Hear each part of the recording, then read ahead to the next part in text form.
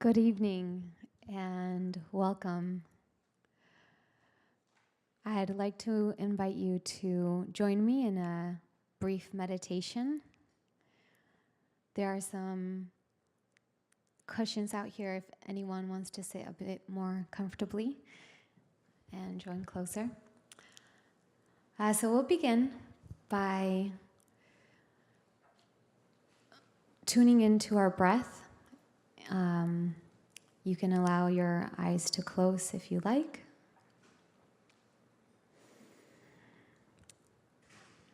And we'll just bring awareness to the movements of the mind, thanking it for all its hard work and offering it a moment to be idle. And our awareness will move from the mind and just tune into the breath as we take in a deep inhale and we exhale. Inhale and we exhale.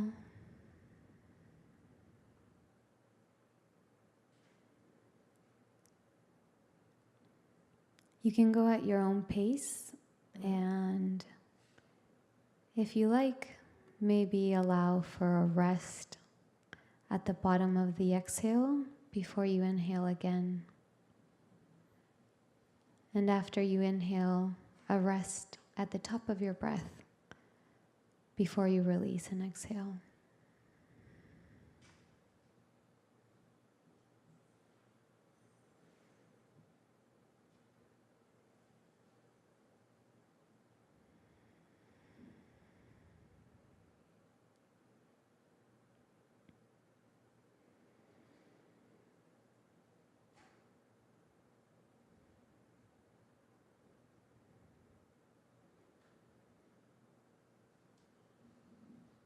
In this way, we are like a train station. And if a thought comes, a train comes, we simply observe it coming and let it go. And if we feel we've gotten on a train, we simply come back to the station of the breath.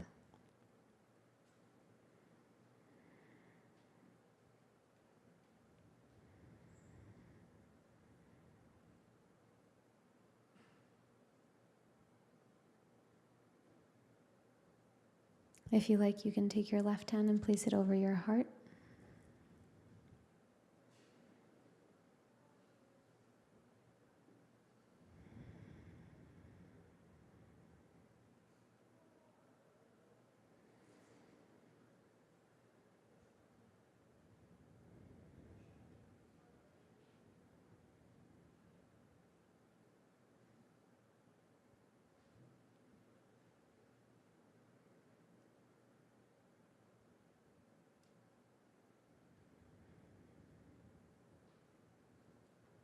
Maybe there's something you've been carrying all day, and now is a good time to unload it and just let it go for a moment.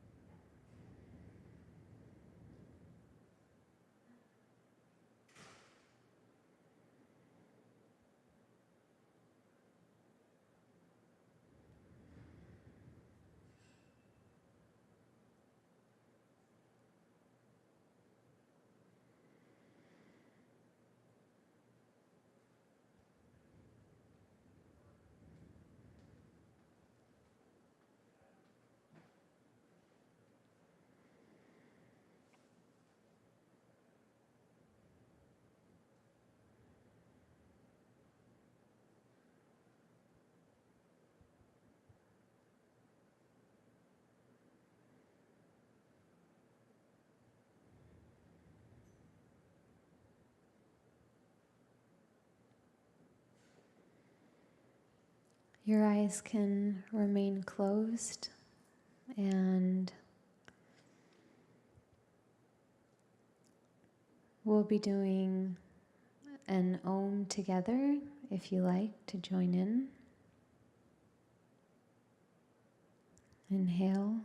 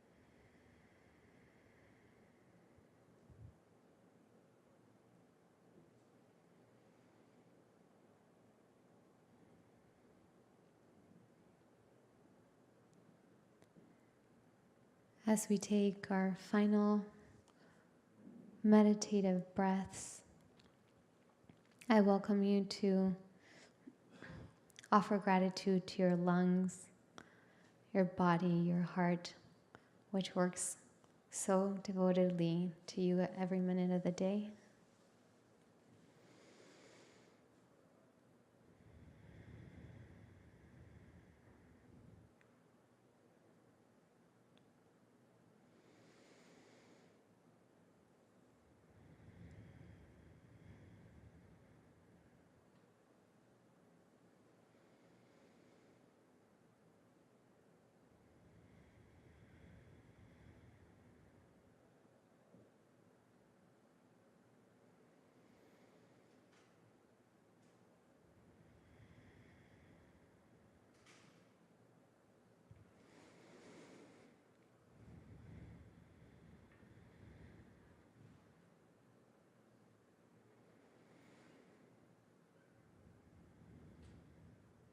Thank you. Thank you.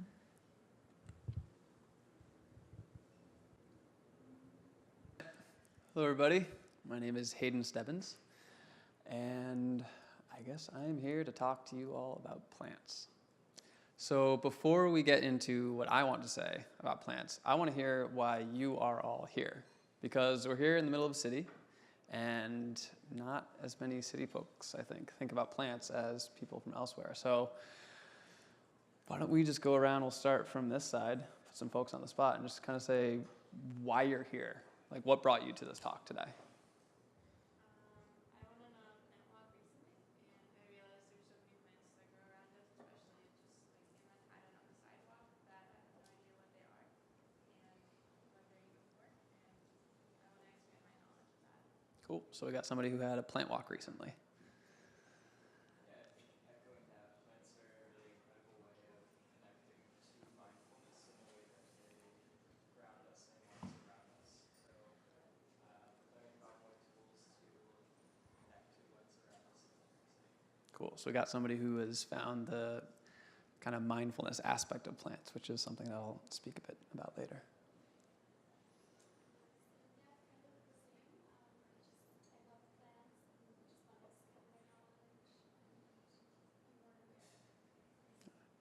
So awareness and expanding our knowledge. Similar, I went on a hike and just saw all these plants and thought, who are you? Yeah. I don't know who you are, I don't know your properties, you're amazing, but I don't know beyond that. Cool. So we got a who are you, which is an interesting note that instead of asking what are you. So, cool. All right. I'm Hamlet. I work for a restaurant where I will use chef to foraging action.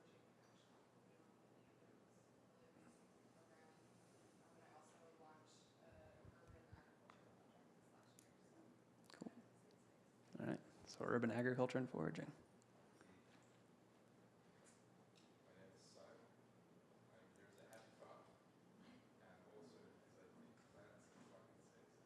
All right, we got a happy farmer who thinks plants are fucking sexy. If you look really, really close, man, these sexual organisms, I'll tell you what, there's something to them. Like this hydrangea, if you guys want to touch and feel it, we're going to toss it around. It's mostly got false flowers, so. Yeah, they were actually bred to be more showy, so there are a lot of. Absolutely, yeah, but I mean, they're best in square forage. Okay. So we have some, Forage something on the way here, right? yeah. Did anyone else forage anything on the way over here?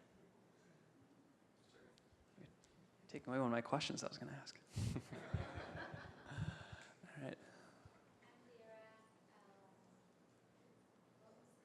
Just kind of, why are you here?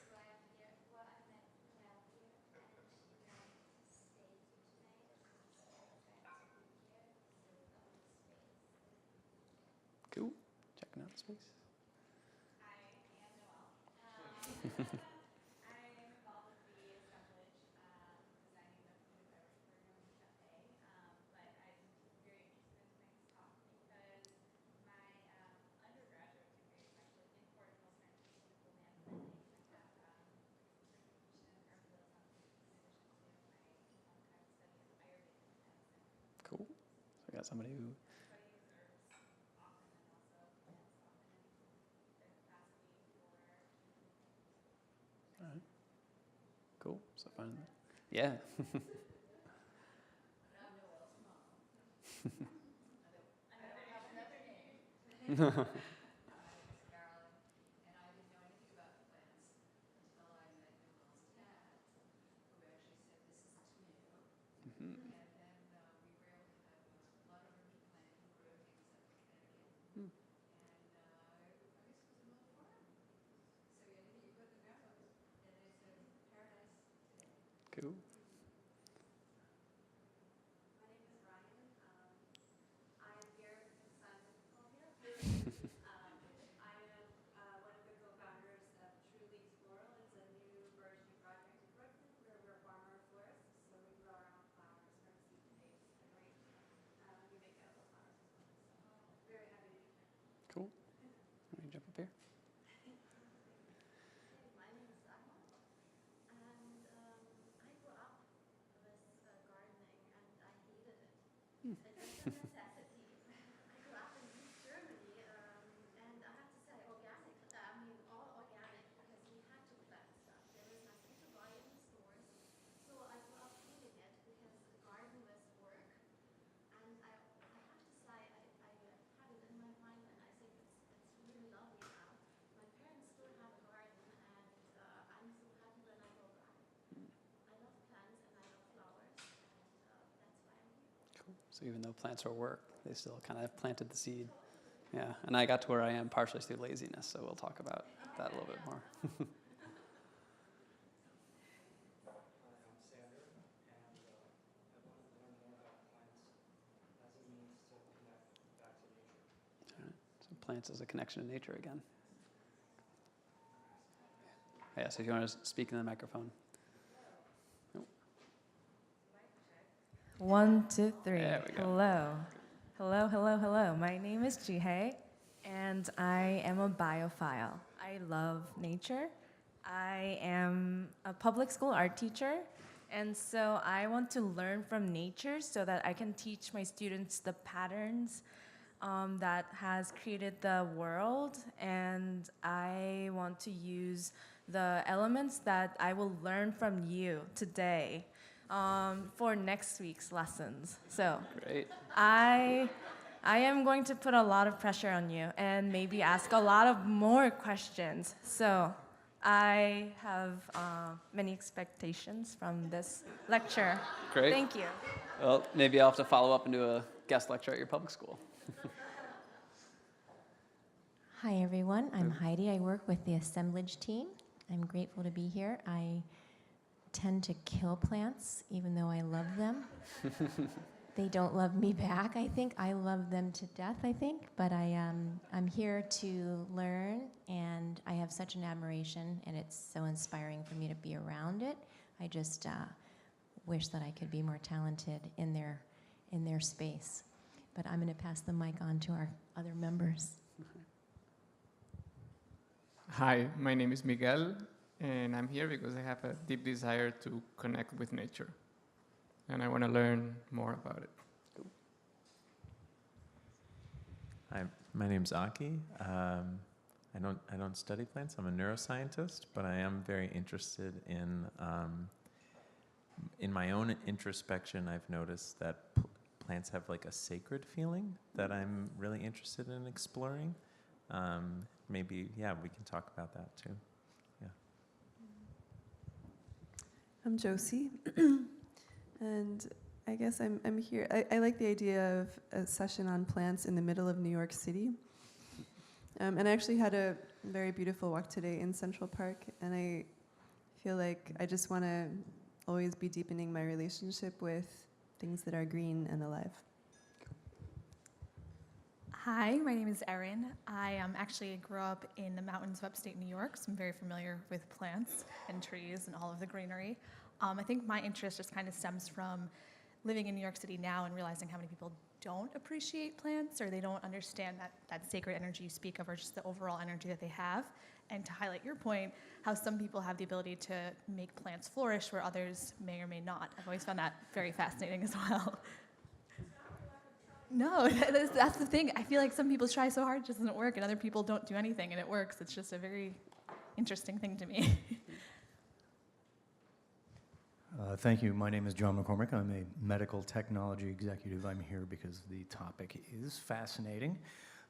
If nothing else, the amazing biodiversity of plants boggles the mind, or another way to look at it is they're essential for life. Without plants, you deprive the atmosphere of oxygen. Life goes away as we know it, so they're essential. Yep. And at one point, they poison the atmosphere with their oxygen, so. Hi, my name's Erin. I'm the person falling off a pillow in the middle of the room. I also work for the Assemblage with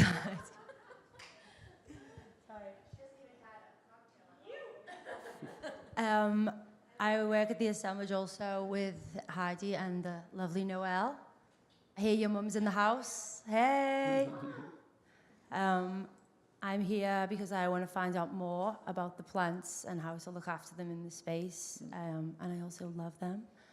I would also love with Heidi to share more about the Assemblage after this. I know it's not appropriate now, but yeah, I want to get to know you all, and thank you all for coming. Cool. Sweep through the back row, and then we'll get rolling. Hi, my name is Judy, and I'm here because I was invited by my friend Lisa.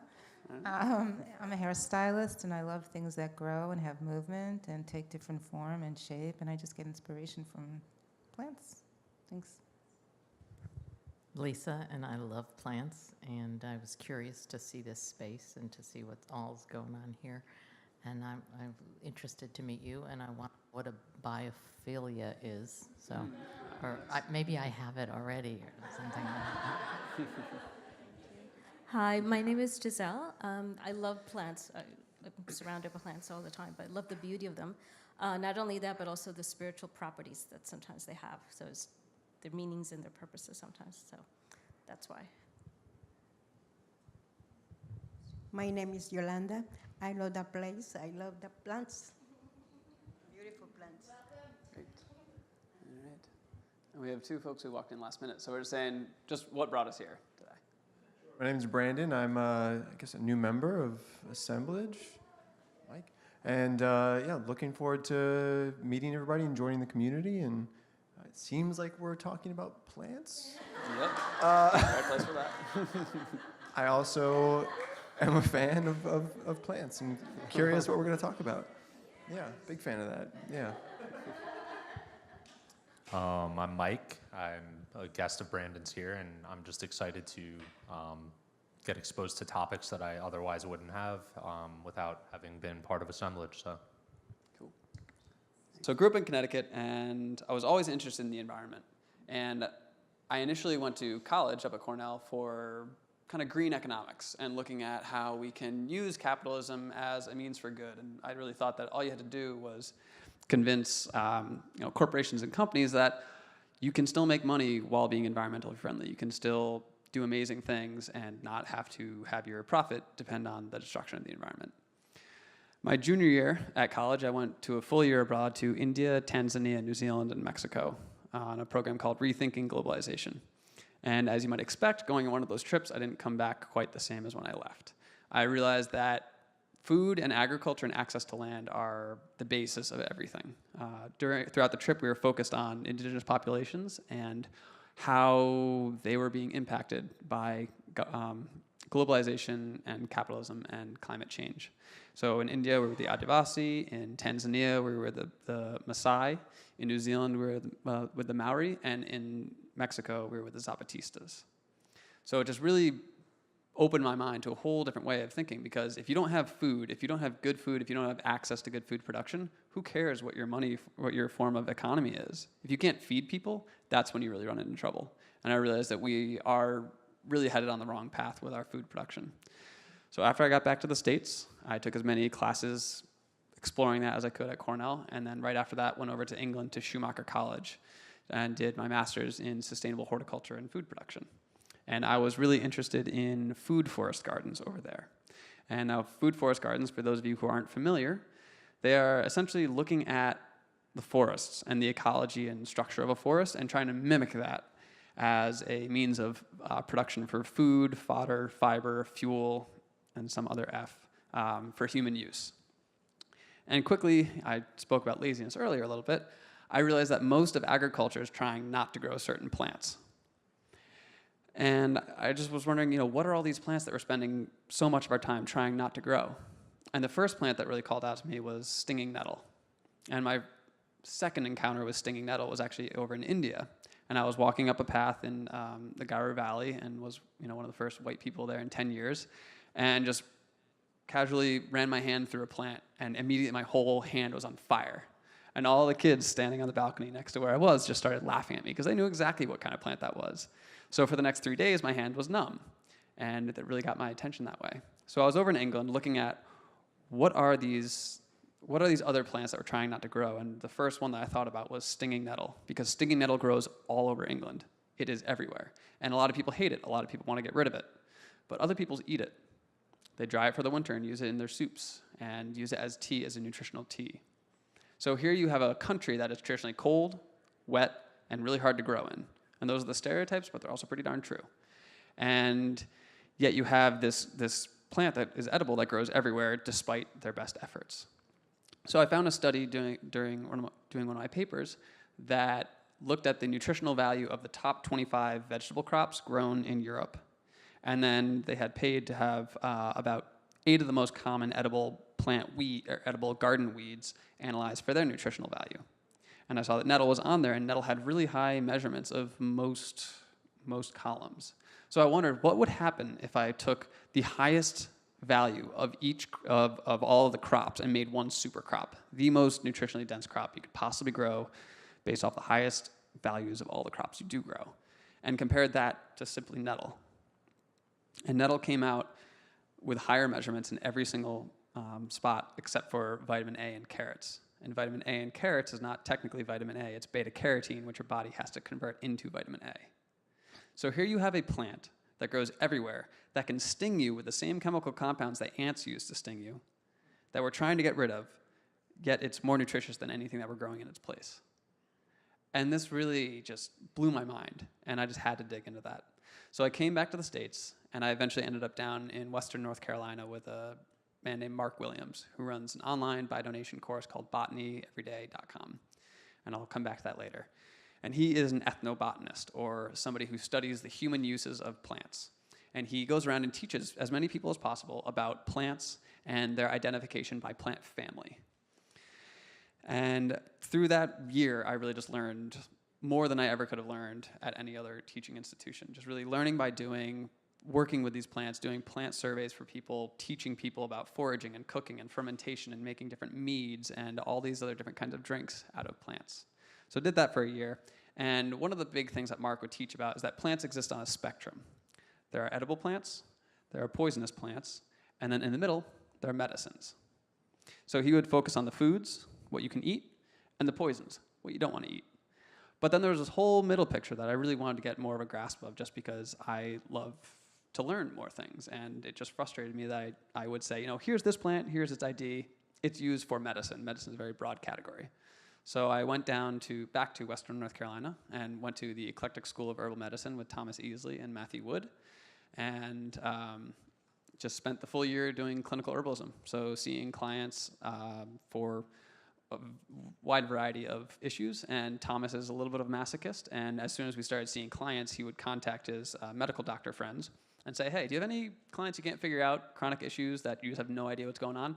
Send them our way. We'll do them for the free clinic. The students can figure it out. So I got to see a lot of really interesting issues that people had, and also was able to work with diet, lifestyle change, supplementation, and herbs to have some pretty amazing impacts on people who had not found any improvement elsewhere. So after that, I graduated that just in end of April, and now I just moved to the Hudson River Valley and am trying to teach about this stuff as much as I can and just share with people what I've learned through those travels. So that's what brought me here tonight. Let's take a deep breath after that one.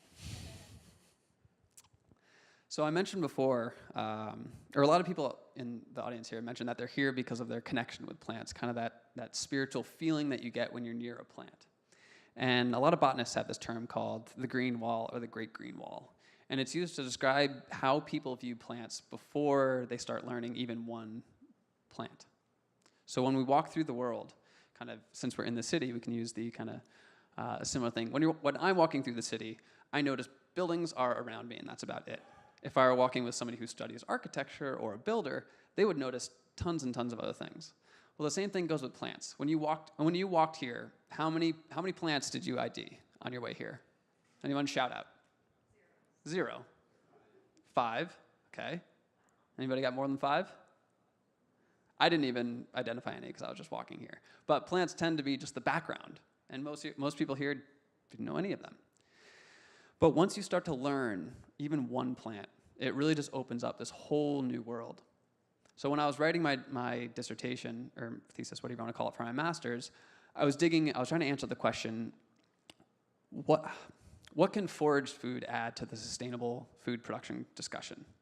And I was getting really frustrated the whole time because I wanted it to be, they're more nutritious, they're easier to grow, they have all these medicinal properties that are incredible. All of those are true, but what I really ended up with was learning about plants, and the experience and act of foraging, to me, was the most, when I was foraging, it was the time in my life when I felt the most calm and the most peaceful, and it completely changed how I carried myself in the world and how I traveled throughout the world.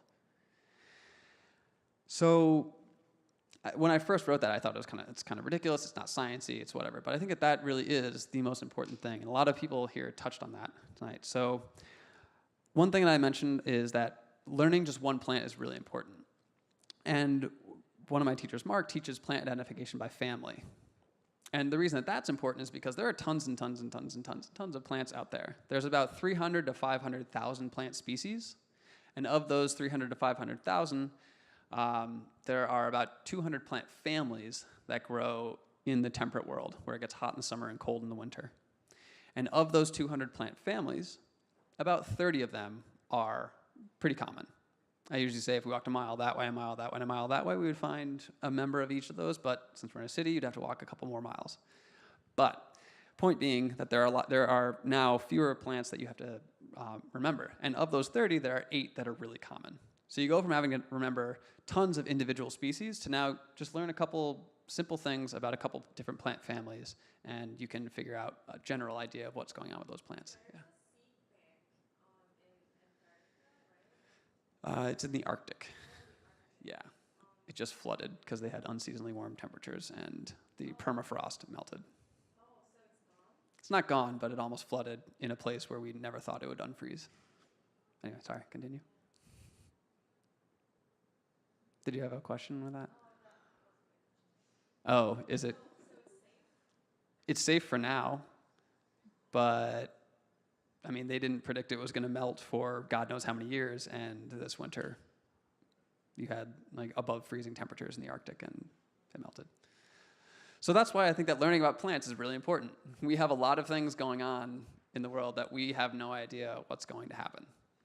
So let's see. So plants by family. Let's see. I always have a thing written out of what I want to talk about, but I always go all over the place. So my 8 plants, yes. So the 8 plant families. I'm not going to teach about them tonight. It's kind of hard to describe to you how many petals a plant has, how many stamen a plant have, all of that. But just a couple highlights from that. If you can identify a plant and find out that it's in the broccoli family or the brassica family, you automatically know thousands of edible plants around the world. Because every member, as far as I know, of the brassica family is edible. So rather than having to ID every single tiny cress and broccoli relative that you see out there, you need to remember that if a plant has, in this area of the world, 4 petals, 6 stamen, 2 of which are shorter than the others, and they have kind of that broccoli sulfury smell to them, they're edible. There you go. You can literally go to any continent except for Antarctica and find yourself some edible plants. So you mentioned broccoli and brassica. Mm-hmm. So both are. So back to the kind of organizing plants and how we categorize them taxonomically. So we have, in every kind of organization of organisms, when we label them as humans, we have the species. There's only one species of a plant. There's only one Homo sapien, that's humans. You go up to the genus level, there can be a couple species within the genus level, and then you go up one more level, and in the family level, you can have a couple genuses in the family level, and then many species. So when I say brassica, Brassicaceae, or the brassica family, that's the family that I'm talking about, the broccoli family. So ACA means family, and brassica is the type of family that we're talking about. Yeah, sorry, I should have pointed out that. So I'm not going to go into those plant identification characteristics tonight because it's going to be too hard to explain every specific one.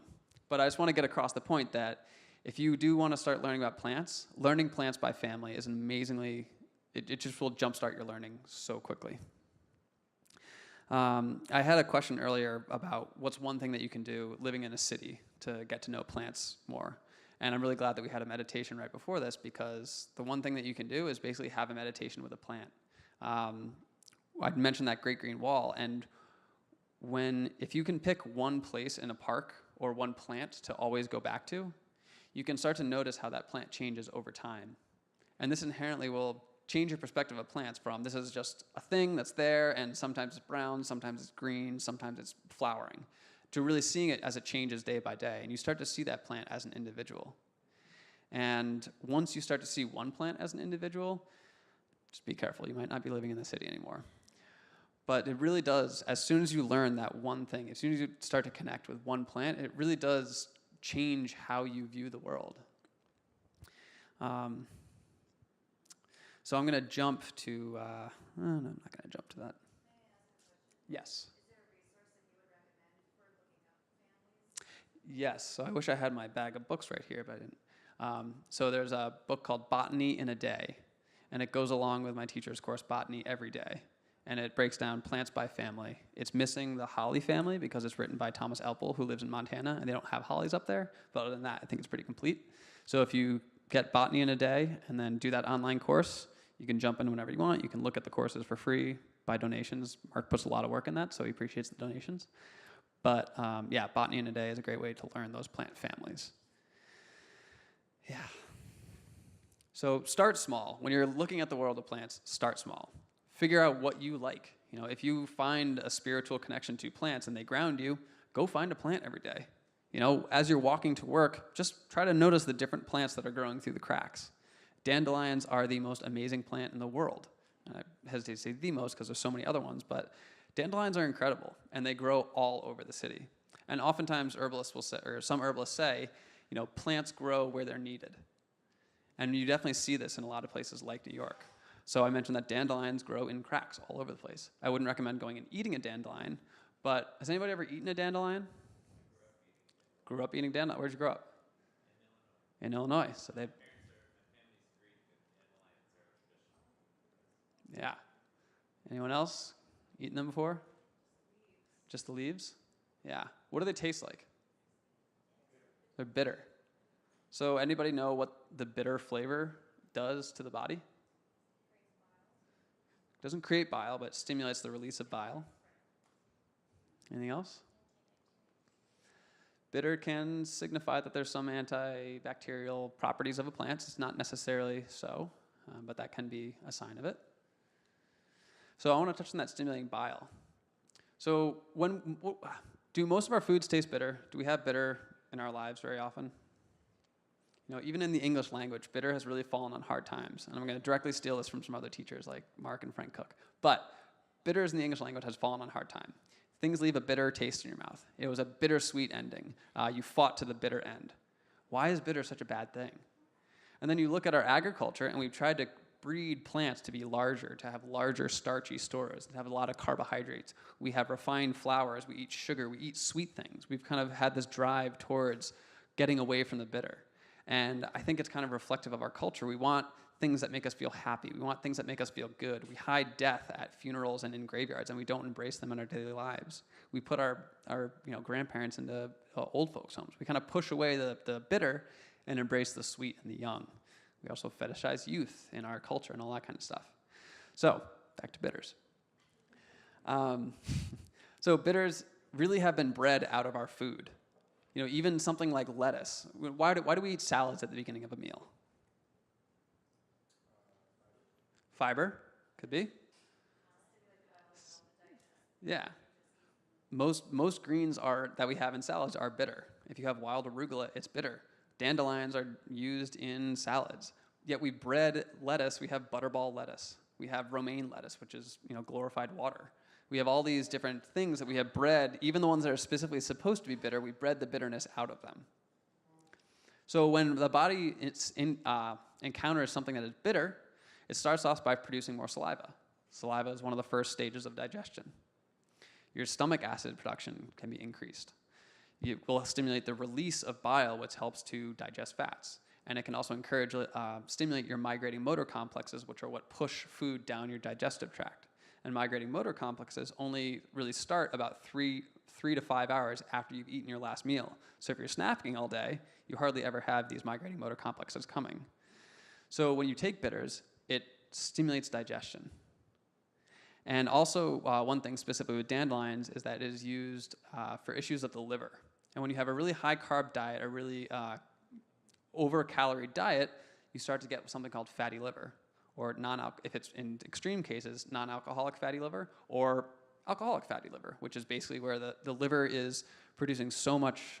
And correct me, somebody, if I say anything that's wrong throughout this talk, correct me, because I don't know everything 100%. But pretty sure that if you drink too much alcohol, or you have too many carbs, your liver is converting that to fat to store in the body, and eventually it just gets kind of simply overrun with calories, and it starts to put on fat actually within the liver. And dandelion, as a bitter, is used to actually help improve that and help improve the function of the liver. So you have a place like a city where there's dandelions growing all over the place. We need more bitters in our diets. It's not a great example because dandelions grow everywhere, but yeah, we need more bitters. Yeah. So vascular fat is associated with a lot of those negative health outcomes. Mm-hmm. So you're mentioning that dandelions in bitter foods can help alleviate that. Do you know any work in that domain? I don't know particularly about vascular fat. Like fat on your organs. I know dandelion more specifically for the liver. It's kind of specifically associated with liver. So a lot of plants have specific organs that they have an affinity for, and dandelion is the liver, amongst other things, but mostly that. Yeah, I would love to dig more into the kind of research application. Folklore in Greece, like my grandma says that we eat dandelions because they clean your blood. Mm-hmm. Yeah, and what's the organ that cleans your blood? The liver. Yeah, the liver filters out a lot of toxins. So if you're improving the function of your liver, you're helping to clean out your blood. And if that's wrong, if anybody who knows better than that, let me know. Yeah. How would the AI come into play with reproduction and the work that you're doing? AI meaning artificial intelligence. They've come out with a lot of apps that identify plants. And if you want to get a wrong identification of a plant, take a picture of it, put it in one of those apps, and you'll get the wrong plant. They've had a really hard time. Yeah, none of those apps, as far as I know, really have succeeded. And I'm sure AI will catch up, and eventually they'll be able to, take a picture and you can identify it. But for now, it's not really happening. And also, plants are so incredibly diverse. I mean, Mark kind of calls them stump the chump plants because they can look like something completely different, yet they are not what they seem. So it's hard to capture the full diversity of plants in an app. Also, when we joke and say that botany is a full contact sport, because not only do you need to see the plant and kind of identify what it looks like, but you need to smell the plant. If you're looking at a plant that has square stems, opposite leaves, and smells strong, you have a member of the mint family. But if you have a plant that has square stems, opposite leaves, and doesn't smell strong, it could be something else. Or if it smells like a certain other kind of thing, it could signify that's not that plant. And there's just there's a full sensory application that goes into identifying plants that we haven't yet figured out how to encapsulate in artificial intelligence. So, yeah, any other questions? Yes. I'm really curious about the comment you made that the herbalist said that plants grow where they're needed. Mm-hmm. So, like, for example, you should eat local honey, right? Because local honey will like prime your immune system for like the pathogens that are in your local environment, right? Mm-hmm. So I'm like wondering, like, do you know of anything about like eating local plants that like with weeds and those kind of things, like for whatever kind of bacteria or viruses tend to live in your local environment? That's like good for you, or is it beneficial? Yeah, it depends on your environment. On the honey thing, there's actually a special season in Turkey when a certain type of plant flowers, and the honey is actually poisonous. And there's a story of Roman soldiers going through a town on their way to war, and the Turkish people actually saved this honey for them, gave it to them, and they're actually able to fight off the Romans because they're all getting affected by this type of honey. So careful what you wish for on that one. In terms of your local like virus and microbial load and all that kind of stuff, yeah, I mean the human, what's it called, the Human Food Project. There's a researcher, I forget where he's based out of, but he's been working with the Hadza hunter-gatherers in Tanzania and analyzing their environment for all their microbes and all that kind of stuff, and then also what they eat and all their digestion and like their feces and all that stuff, and just figuring out what is the genome of that. And there actually is so much connection between your gut microbiome and health. Actually, one of the earlier findings from that is that C-section babies had a higher propensity for allergies and other issues later in life because they weren't getting that initial inoculation with bacteria from the vaginal canal. And in other countries, if you do have a C-section, they'll actually take a swab of the vaginal canal and rub it on the baby to give them that initial inoculation. So there could be a lot of different, reasons microbially for eating what's right out there. There's also a lot of reasons for not eating what's right out your door. If you live on the side of a road and you're finding brassicas, the broccoli family that grows right on the side of the road, those plants will be taking up heavy metals. We had a genius idea to put lead in our gasoline. So anywhere there's an old road, there's lead there's dissipating amount of lead next to that road. So yeah, eat locally, but sometimes choose your spots to eat.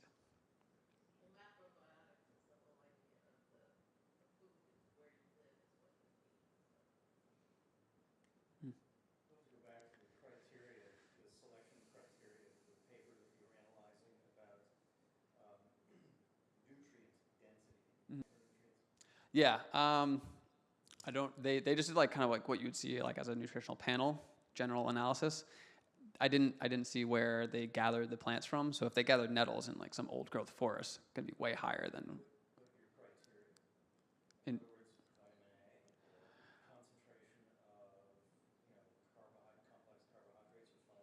it was more just like your vitamins and your minerals. Yeah, I didn't get it more in depth into that. But yeah, to that point too, there's different areas that you can collect certain plants, and you'll have higher nutrition or lower nutrition. If you gather a plant that's in a place that's been tilled over all the time, even if there's a weed growing there, that weed's not going to have the nutritional density of something that's growing in a more nutritionally dense soil. So. I've got a question about the general state of plants being a part of our diet as a means of, I don't want to say preventative care, but sustaining healthy life. Mm-hmm. But then that correlation to also direct treatment plants for certain things, like a lot of the studies that they're doing now showing cancer treatment versus actual Ayurvedic treatment that seems to be much higher. So it's a direct correlation between the plant medicine versus, Mm-hmm. correlation with diet. Like, what's your thoughts on that? I have a lot of thoughts on that. That brings my next point about what can you do in the city in terms of plants. So, so the question was like how can you use plants preventatively for things, or like kind of what role they play in health? Yeah, what sort of criteria, like if you're walking through a local grocery store that's not foraging, how do you properly select like the 3 or 4 or 5 pillar foods that you need, you know, if you are currently maintaining some level of health versus if you are acutely sick and you need to select, you know, that, because those are two different topics, but how do you, you know, sustain a healthy thing on a basis? Yeah, eat a variety of foods. I don't want to get more specific than that. People have written tons and tons of books on what specific foods you should eat, and to the point where a lot of people are developing orthorexia, or this eating disorder of only eating the right foods. So, and that's also kind of to this whole clean eating movement and only eating certain foods. A lot of the people that I get as clients, they're not even eating enough calories. And if you're not getting enough calories, who cares what else you're eating? You simply cannot get the amount of nutrition you want. So when we focus so much on what food should we eat and, oh, is this one good, is this one bad, we can really get into a dangerous path of kind of creating this sense of control over what we eat. In terms of what you eat when you're sick versus when you're not sick, yeah, I mean, personal example for me, I don't think on the grocery scale level, you can really, I wouldn't be able to narrow it down right now. But it's really about the different person. Some people eat dairy and they're totally fine. I used to get sinus infections every single fall, and then I stopped eating dairy and I haven't had a sinus infection since. Meanwhile, there's tons of cultures who completely rely on dairy and they're fine. They have lower rates of everything than what we have. So yeah, that whole, specifically what we should eat is very unique to the individual person. But with regards to that, I'm really interested in how can you interact with plants in the city? Most of you actually are herbalists and don't even know it. What do you wake up and drink in the morning? Coffee, tea, water. Where do those plants? What are those plants? Or what are those? They're plants. Yeah. So when you wake up and you drink coffee, you're basically drinking what was drank by Ethiopians, or what is drunk by Ethiopians before they go to war or before they hunt. Caffeine is not a very common alkaloid in the environment. So they found this plant and they realized, oh, wow, when I eat this or when I drink this, I get freaked out and focused and want to accomplish the one thing in front of me. So during the week, we, drink coffee and you get freaked out and focused, you go to work and you finish the one thing in front of you. And then at night, you come home and what do a lot of people drink? Tea, or if you are of a different wine or beer. So what are the 4 main ingredients in beer? Wheat, and yeast. So hops, barley or some sort of malt, water, and yeast. Now, where do we think of beer as where it came from originally? Where? Egypt, potentially. Where do we associate it more? Germany, right? Oktoberfest, beer. So anybody know where hops comes from originally?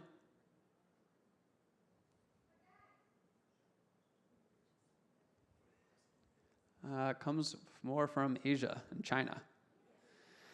So you have the only herb that you can put in beer is hops.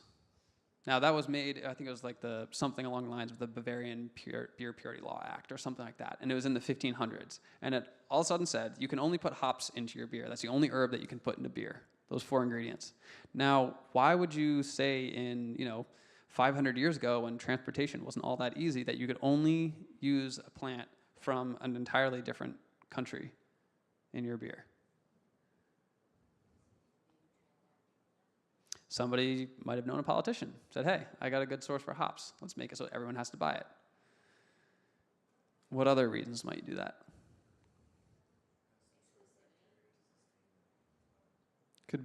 Bitters, hops are helping to preserve alcohol, and beer is a great way to preserve calories for the winter.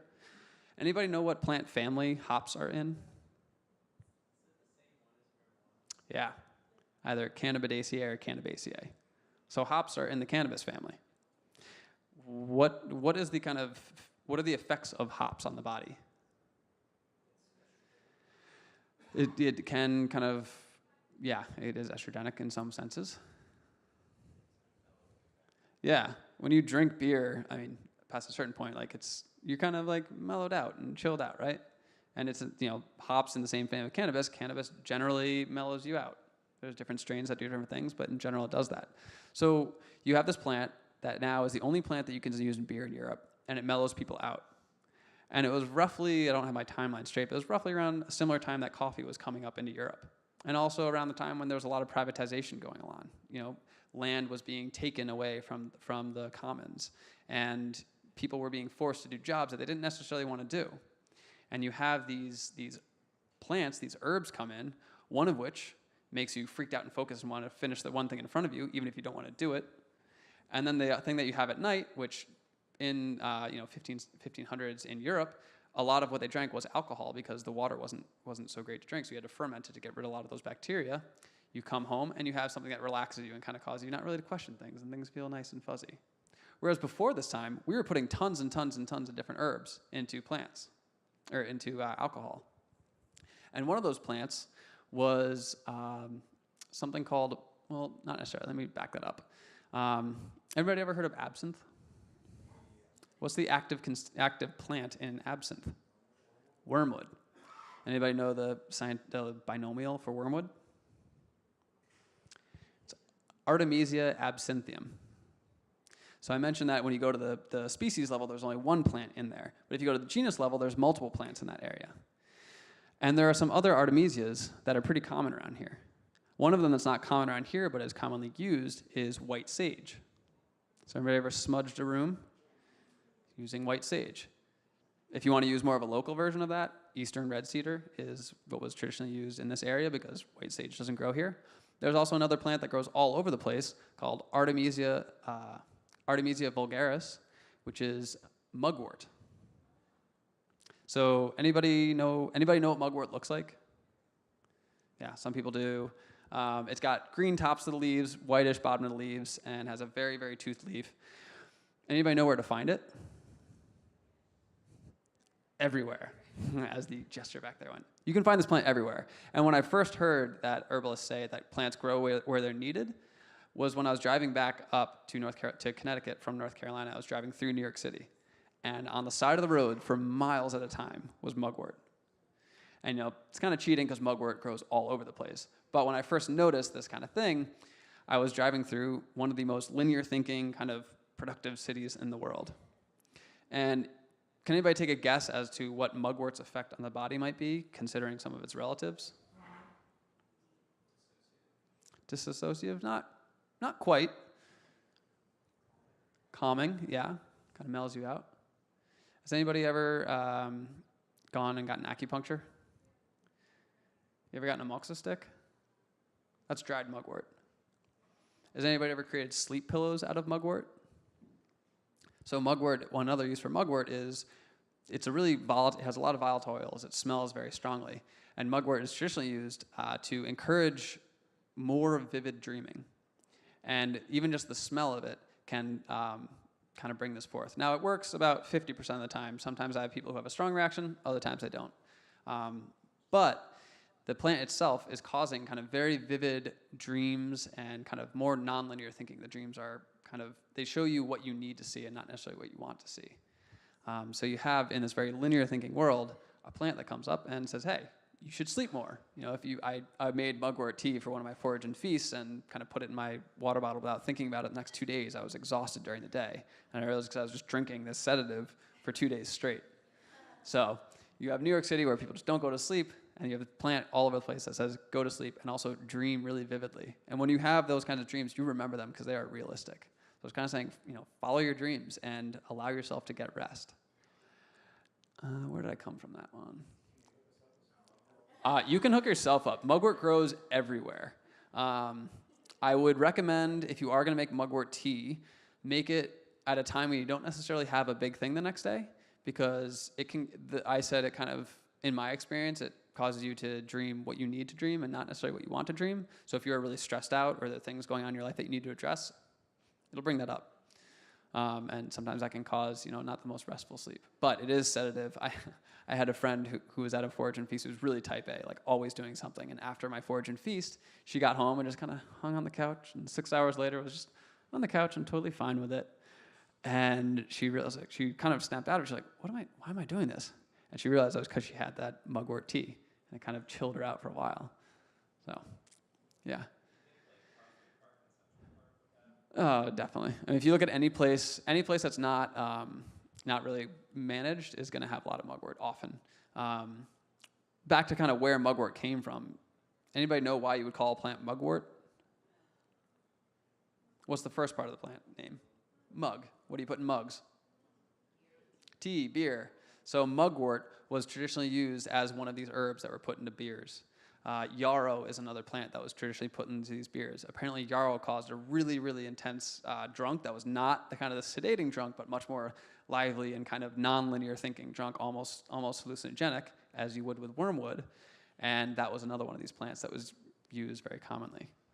So you have these plants that we used to use that cause non-linear thinking, very different ways of being, and then you replace them with something that's sedating and then very stimulating with coffee. And if you look at kind of European cultures versus a lot of cultures around the world, we have a very different way of thinking. We have a very linear, logical, Cartesian point of view. I think, therefore I am. And a lot of those philosophers at the time who were thinking about that, they were drinking tons and tons of coffee. And it was just really causing this very different way of thinking. And I don't know, I'm sure there's a lot more research out there, but it would be interesting to see kind of what the plants that we chose to associate with, what impact they had on our culture, and how reassociating with a lot of these plants could potentially change how we look at the world. And knowing a lot of plant people, I know that they absolutely can. And I'm not just talking, a lot of people think, oh, we'll just smoke more cannabis and be fine. Like, I'm not talking about that. I'm talking about all of the other plants that are available to us all over the place. One of those plants that is really interesting as well is a plant called ground ivy, or creeping Charlie, or gill over the ground, or alehoof. It's all the same plant, has a ton of different common names. And when you have a lot of different common names, what might that signify about a plant? It's everywhere. Or it's used a lot by a lot of different people. So gill over the ground, or my favorite name, alehoof, is a member of the mint family that has a very aromatic smell, and it grows all over the place, introduced from Europe as well. And it's called alehoof because it used to be used as a bitter in ales. I'm not sure of its properties. I think it could have just been a preservative, but for our purposes, it's a very interesting plant because we had a teacher visiting our herb school named Jim McDonald, who was from Michigan, and he was asking for fresh tincture of ground ivy that was in flower for the people of Flint, Michigan. Now, what happened in Flint a year or two ago? Lead in the water. Absolutely a canary in the coal mine. That's not, it's not the last we're going to see of that. It was a big mess up, but I think we do just get exposed to a lot of metals in general. It's not something like super freak out about because it's just everywhere, but something to consider. Now, he's asking for this fresh flowering plant because there was another herbalist named David Winston who in the 60s came across some writing saying that ground ivy was historically used for painter's colic. And painter's colic is essentially lead poisoning because we used to put lead in our paint. So there's this traditional remedy for that. So David, he wasn't a doctor, he was an herbalist, and he wanted to figure out, does this mask the symptoms or does this actually treat the root problem?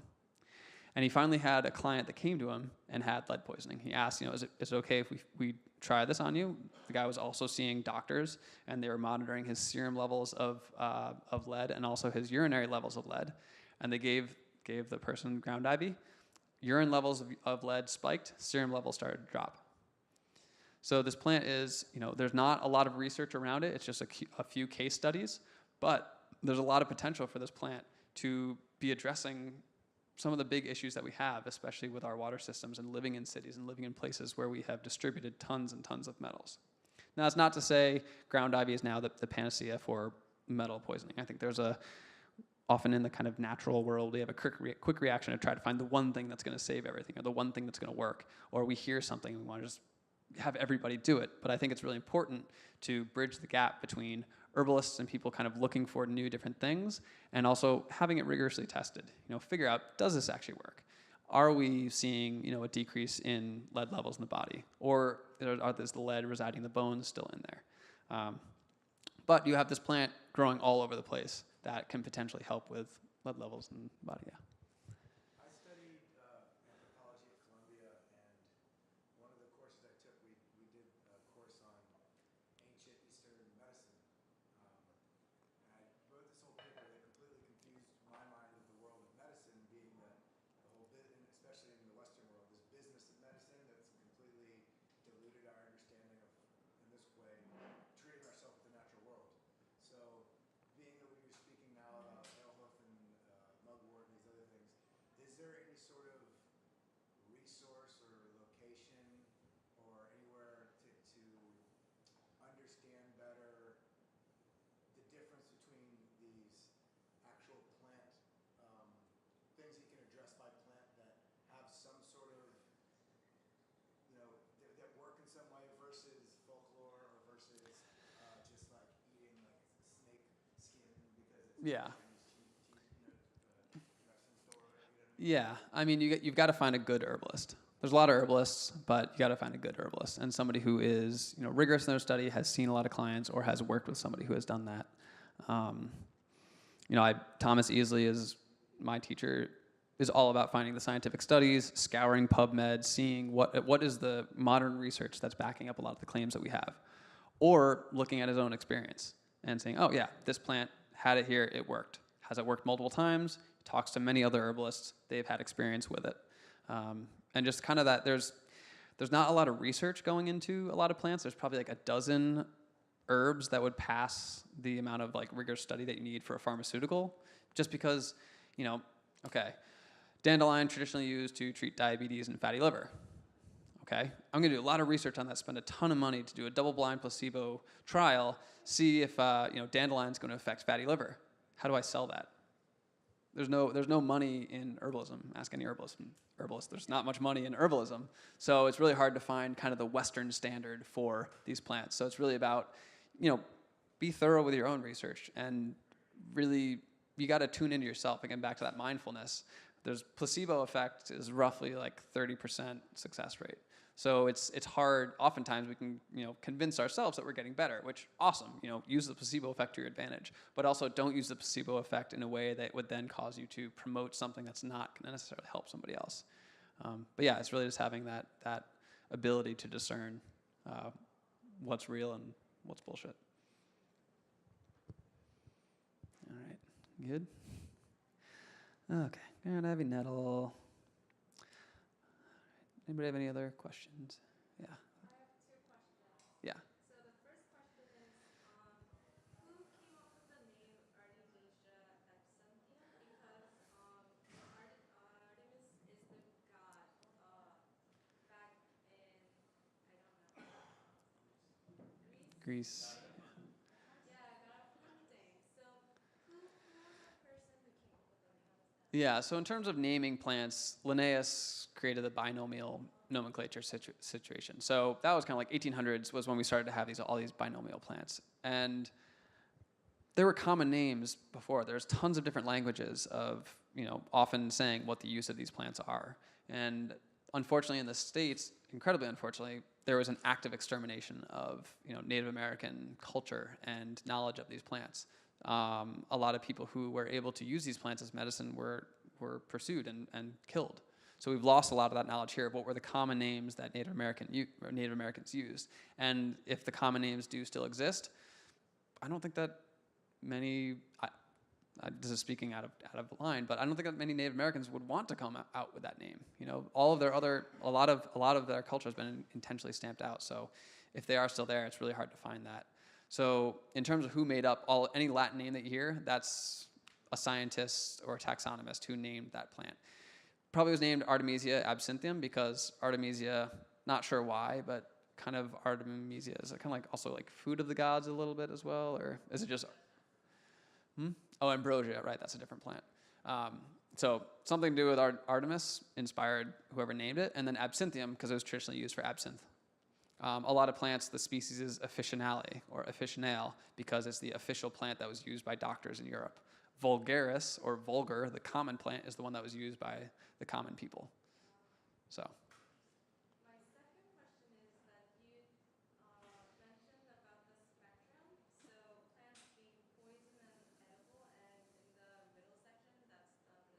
Mm-hmm. How do you differentiate when the plant goes into the medicine? Difference is the dosage. You know, dandelion is one of those ones that bridges the food medicine. Like, I wouldn't want to eat, well, I do, but if I'm not used to foraging food, I wouldn't want to eat like bowls and bowls of dandelion. Oh yeah, give me a recipe for it. Yeah, cook them, prepare them nicely, make a pesto out of them. But then there's also something like barberry, where I wouldn't want to have a lot of barberry, at least the root extract. So really, the difference is the dosage. There are some things called low-dose botanicals, which you only use a few drops of.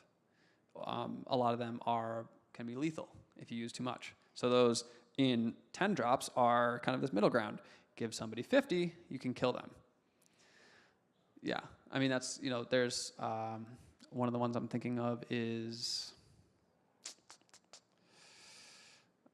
let's see. Yeah, we'll skip that for now because it's being recorded. But there are plants that were used as medicine that the difference is the dosage. And the same thing with, like, you wouldn't want to take a whole bottle of Tylenol at the same time. So that goes from medicine to poison. But yeah. With that. Okie dokie. So,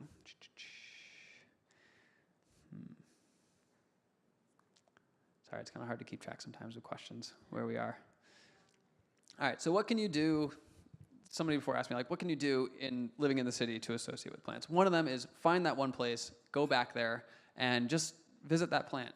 Learn from that plant. Plants have tons and tons of different means of communication. They produce hormones, they produce scents, they produce smells. There's ways that we don't even know that plants interact with us. And just being out there with a plant can really change your perspective of plants. You know, my friend just wrote an article, you know, take 2 walks in the park and then see me in the morning.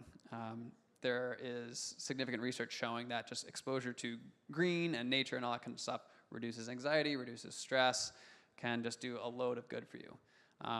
So do that, but also really start to notice the plants that are in your surrounding. Another one is, you know, find a ritual with herbs, with plants. A lot of people make coffee in the morning. Great. If you need coffee, awesome. But maybe start looking at coffee for what it's specifically used for. I think coffee is one of the most fun recreational drugs there are. Like, you know, coffee and a little bit of wine at a wedding will keep you dancing the whole night. But I use coffee as an herb. You know, if I need to do something like just doing paperwork or doing research into a plant that I don't really feel like doing it, if you drink coffee and you set yourself down in front of there and do that, your brain chemistry is getting wired to accomplish that task. So start using the plants that we think of as just like something that's all the time. Figure out why we're using them. When are we using them? Are you attracted to certain plants at certain times? And you can also create your own. You can create your own patterns as well. So there's something in herbalism called a nervine, and a nervine basically increases your body's ability to handle stress. You know, Thomas uses 2 descriptions. One is you have a bucket, which is kind of your emotions, and you can fill that bucket with only so much stress until it starts to spill over. And so there's 2 approaches to that. One is you can actually reduce the stress load. You can kind of take the stress out of that bucket. The second way of kind of being able to address that is increase the size of that bucket. And the way you do that is with nervines. So there's various plants that can actually increase the amount of stress that you are able to handle. So if you want to create a good process throughout your day, make yourself a cup of nervine tea 3 times a day. Or if you can't do it 3 times a day, before bed, make yourself some nervine tea and just relax, get more sleep. Do that. Nervine. And I'll pass this around. You can get your, I'll send out a thank you email to everybody. You can have my email if you have any questions. You can follow up on that. Yeah.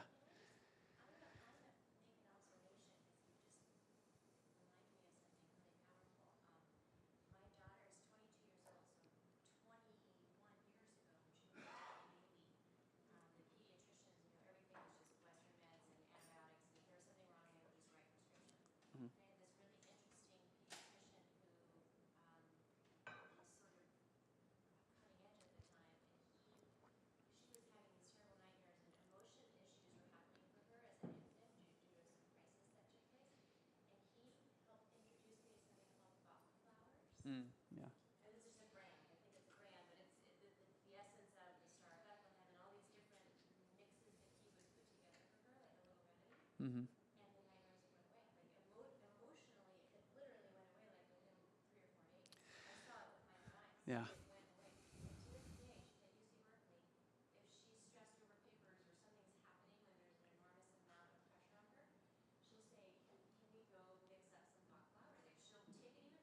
Mhm. Yeah, so there's just a story told about your daughter who used to have nightmares as a kid, and she was given what are called Bach flower remedies and got rid of the nightmares within 3 days. So when I first heard about Bach flower remedies, it's basically like a couple flowers put into water and let sit for like a day, and it dilutes, and then you dilute that out a whole other crazy amount. And in my kind of Western reductionist way of mind, it's like, that can't work. It's placebo. But there's so many people who have had good experiences with it. I haven't used them myself as much, but there's definitely something there. Right. Yeah, and especially as a baby too, like she's not really realizing what she's getting. Yeah, so I haven't dug into that stuff more. I am working on kind of opening up that side of myself. I'm very hesitant to it just because of going through, Masters of Science and undergrad in science, but yeah, there are a lot of other things that can have different effects. And one thing that kind of is bringing me more towards that, I've definitely heard a lot of cases where it does work, but also there are some cases of endocrine disruptors, basically kind of false hormones in the environment. And when they are at a certain level, say 20 parts per million, they have this certain effect. And they've actually found that sometimes when they are at a lower concentration, they have a higher impact on the body. No, I don't know why, but for some reason, some chemicals at a part per billion level cause more damage than at a part per million level. So I don't know if that relates to Bach flower remedies. I don't know if that relates to homeopathy, but we think more is better, more is stronger. But there are a lot of cases, and especially in herbalism, where less is more. Some people use energetic doses of plant medicines.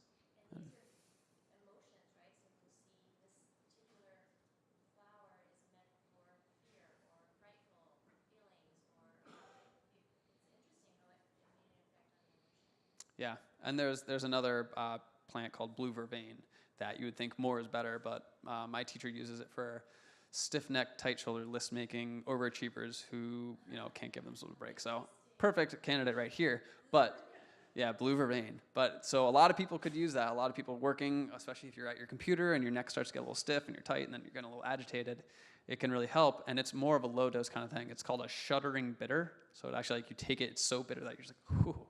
But some people actually like it, or who need it, they like the flavor, they like the taste.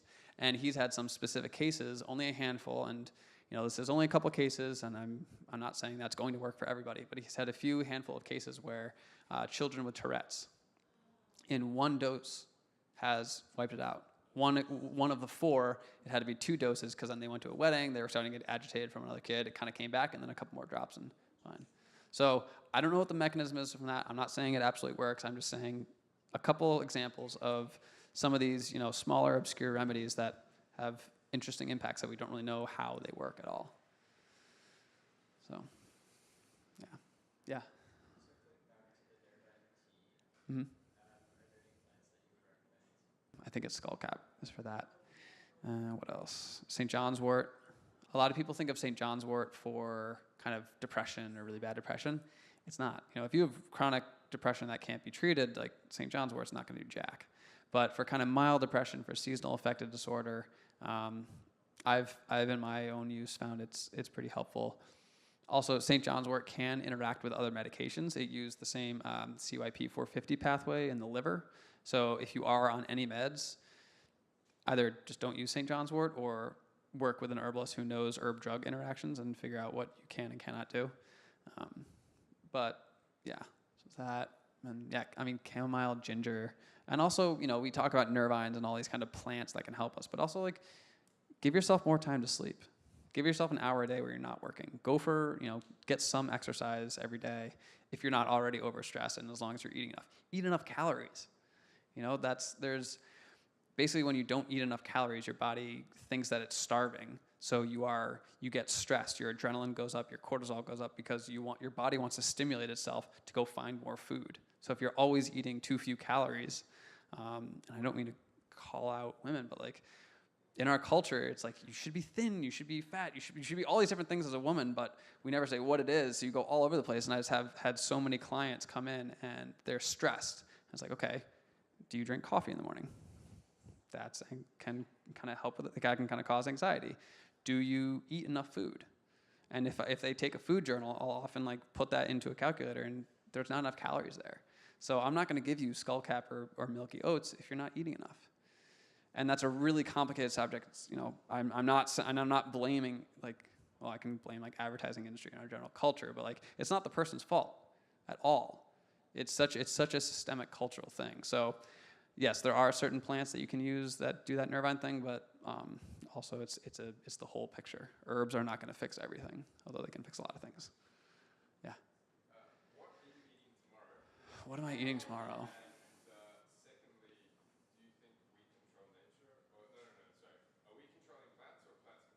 Ooh, depends.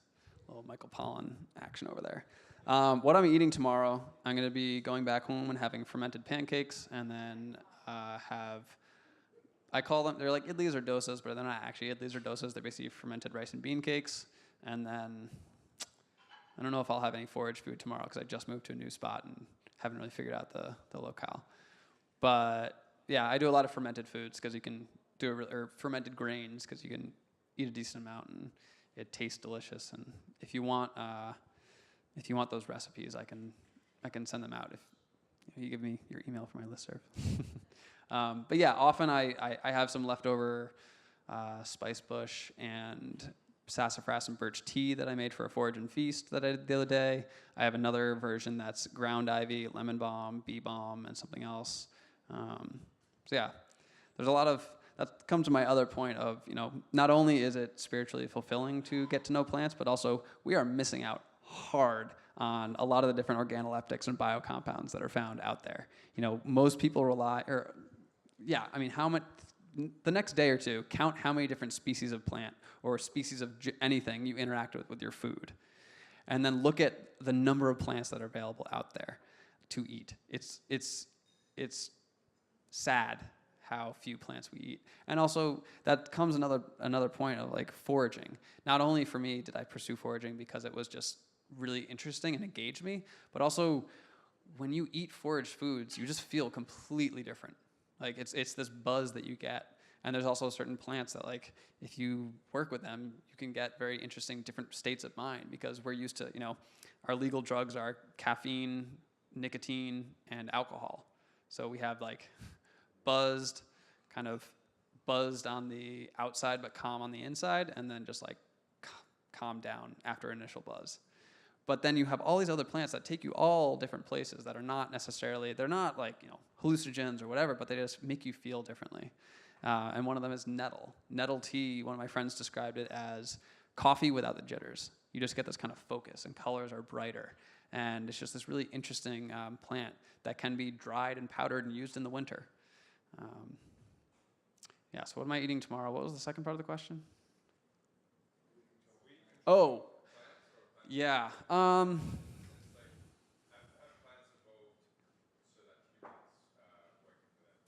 You can theorize on that, but I don't think we'll ever have an answer. Humans are a part of the ecology, and I think that's something that we miss huge, to quote our president, Bigley. Sorry, I didn't need to do that. Yeah, we miss out on that doesn't allow us to see so much in the world, and that's kind of what brought me into foraging, is looking at humans as an animal embedded in this web of nature. Who controls what? I have no freaking idea. You know, apples, you know, bred us so that we could like sweet, and then now they're all over the place. Or, you know, we wanted to propagate so we have more sweet things. It goes both ways. And ultimately, you know, fungi and bacteria are controlling everything that you do, so who really cares? But yeah, I think it's really important to look at humans as a part of our world, because as you walk through everything, like what you are smelling is completely changing your actions. What you are feeling is completely changing the chemistry in your body. What you're eating, what you're drinking, you know, how much sleep you got. There's just so much going on that we certainly, as we think of as like the conscious mind, don't really have the control that we think we do. I don't know. It's kind of hard. But then there's also, you know, I think once you kind of step back and look at us as actually an animal in nature or with nature, you could look at things totally differently. So, you know, who here has gone to a restaurant and gotten ramps? Ramps, or wild garlic, as they call it. Who has heard of or gotten fiddleheads? So both of those are overharvested. They're growing wild, they're not being replanted, and people harvest the crap out of them because they're expensive and people pay a lot of money for them. There's another plant called garlic mustard, which was brought over from Europe, completely invasive. It is allelopathic, so it actually suppresses the growth of plants around it, not only directly suppressing their growth, but also suppressing the fungi that grow with native plants, and it just takes over patches, it takes over areas. Now, getting back to the microbiome question, in the States, after 10 or 15 years, these huge patches of garlic mustard seem to dissipate a little bit. And they think that that is because the microbiome that's in Europe and Asia that is associated with this plant did not jump the pond and come over here, so it's actually succumbing to some of its own allelopathy. There's also some association with earthworms that a lot of them were brought from Europe, but I won't get into that. So anyway, this plant, garlic mustard, grows everywhere. It's a member of the Brassica family, so it's edible. And there's a PhD nutritionist taxonomist up in Oregon named John Callis who says it's the most nutritious plant he's ever analyzed. So we have this plant that grows everywhere. It's a problem because it's actually harming native plants, and we don't know how to get rid of it. You can spray it, whatever you want. And then you have another group of people saying, oh, let's go get ramps. Let's go get these spring green that has a garlicky flavor, and it is delicious, I will admit. But, let's overharvest this one plant and just, love it to death. Why don't we shift our focus and see, okay, this plant that is brought over, it has uses. We've interacted with it in other cultures. Look at those cultures. Look at how they use that plant and bring it into our diet. Make pestos out of it. Make wild broccoli rabe. It's a biennial, so it'll grow one year with like leaves that are close to the ground, and the next year it'll shoot up a flower stalk. Tastes like wild broccoli rabe. Saute that with a little garlic and sesame oil. It's delicious. And make pestos out of it. Dry the plant and then powder it for the winter when you don't have a lot of minerals and nutrients coming into your diet. There's when you just kind of like see plants as something that we can always interact with, it just totally changes your outlook. There's another plant called barberry, which Japanese barberry was brought over from Japan or Asia, and it grows all over the place here. It's taken over. It's partially to blame for the rise in Lyme disease. So the deer ticks actually ride on I don't know what time I have here. They ride on the backs of white-footed mice, and they're the main vectors for deer ticks. Deer ticks bite us. They oftentimes have Lyme disease all over the place. Now, the white-footed mice are protected from their predators like owls and hawks because they can't get through barberry.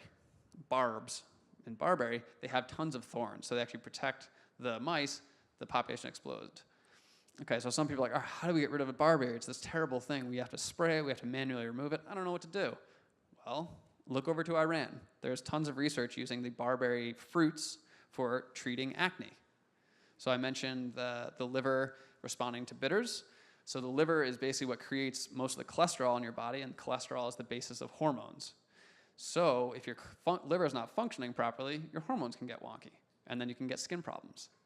So they were using barberry. I think that is probably the mechanism for action. There's also berberine, a compound, which can help to suppress some of the microbiota that are associated with increased intra-abdominal obesity and type 1 diabetes, or type 2 diabetes.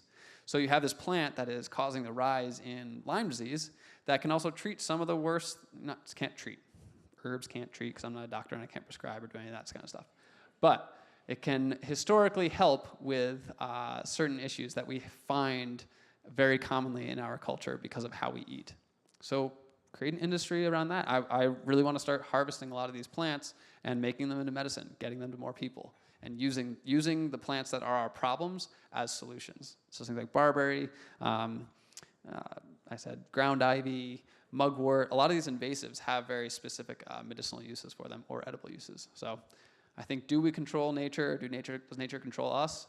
Both. We need each other. Everywhere where humans have been, they have managed the landscape, and we've really lost sight of that in the States. We set aside places for conservation. We've actually named some national parks after the native people that were displaced.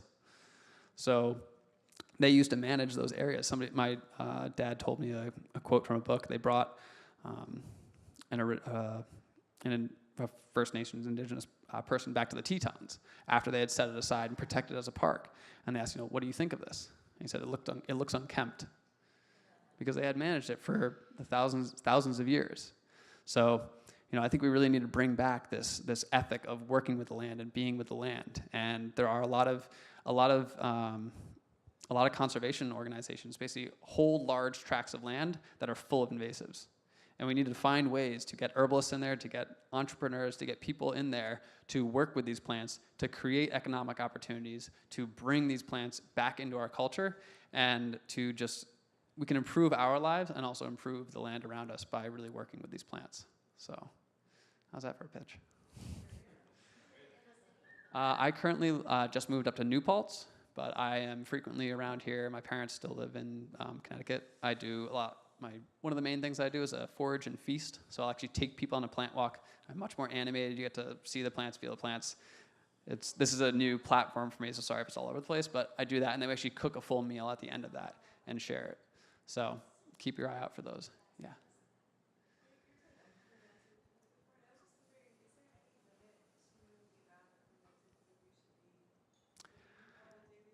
Yeah.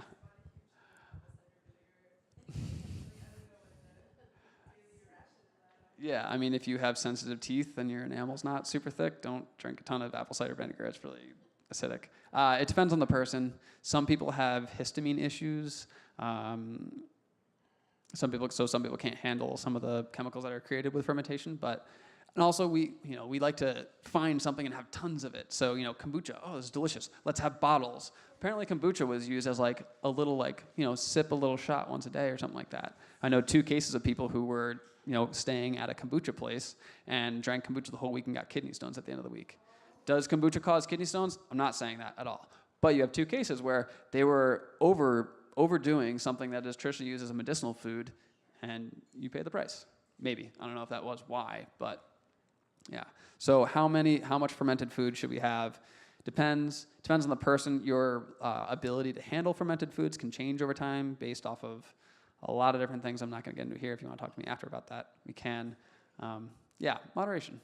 If there's one thing that we can learn as Americans, it's moderation. One amongst millions of other things. But yeah. All right, it is 9:02.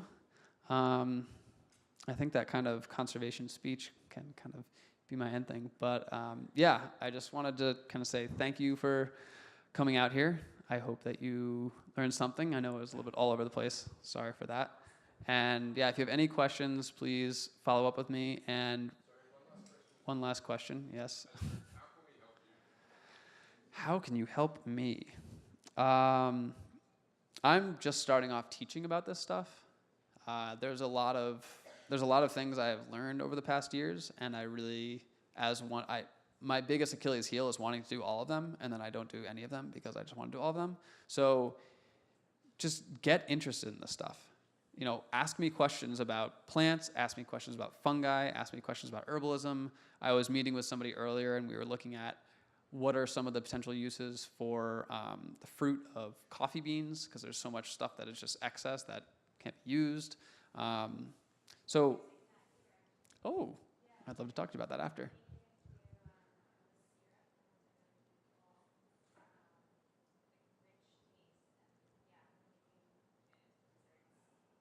Cool. So found at the bar.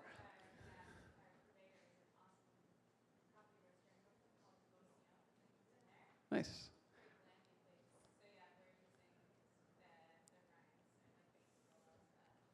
Cool. Yeah. Nice. Yeah. Good marketing there. Yeah, we gotta find good names for this because garlic mustard is not gonna sell. Wild broccoli rabe maybe. In terms of helping me, just really do take the time to learn plants.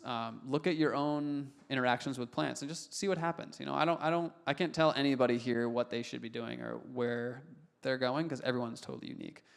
But I really do think that taking the time to look at some of the things that really are integral to how we function, plants, fungi, microbes, and really just when you look at a problem, think, what are other problems that this problem can solve? We have low nutrition rates. We have invasive species. We spend millions, if not billions, probably billions of dollars on invasive species in the country. Look at which ones are edible.